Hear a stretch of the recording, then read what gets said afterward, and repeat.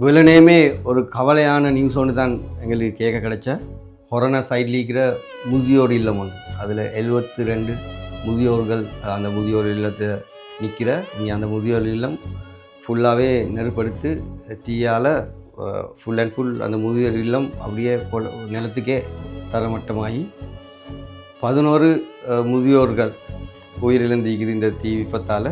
இன்னும் நிறைய பேருக்கு காயமாம்.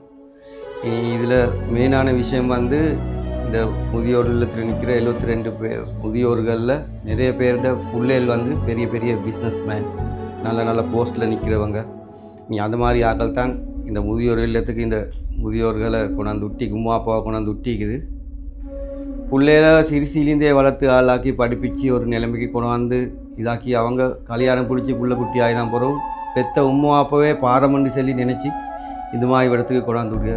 கடைசியில் தீ விபத்து நடந்து 11 முதியோர்கள் உயிரிழந்திருக்கிறாங்க. இன்னும் நிறைய பேர் காயப்பட்டு ஹாஸ்பிட்டலில் அட்மிட் பண்ணிக்குது. இனி இதில் செல்லப்படி இவங்களோட இறுதி சடங்கு இறுதி கிரியை அந்த கடைசி இதை அவங்களோட அதை பூமி தானிய பண்ணத்துக்கு அதுக்கு வருமோ செல்லியும் சந்தேகமாக உள்ளே. இனி அந்த மாதிரி ஒரு நிலைமையில தான் ஈக்குதுன்னா இந்த மாதிரி கல்லான மனசு பெத்த உம்மாப்பாவை இப்படி முதியோர் இல்லத்துக்கு போடக்கூடிய மனுஷரும் எங்களோடைய வாழ்காங்கன்னா பேசவே இல்லை. ஒரு நாள் பெத்த உம்மாப்பாவை பாரமாக நினைக்கப்படாது. அது எங்களுக்கு தந்த ஒரு அருள். நாங்கள் எங்களை சிறுசியில் எப்படி பார்த்தோம், அவங்க பெருசாக்கோலையும் சின்ன பிள்ளை மாதிரி ஆகுது. அப்போ எங்களுக்கு ஒரு சான்ஸ் ஒன்று கிடைக்கிது உம்மா அப்பா பார்க்குறது. கவலையான விஷயம்.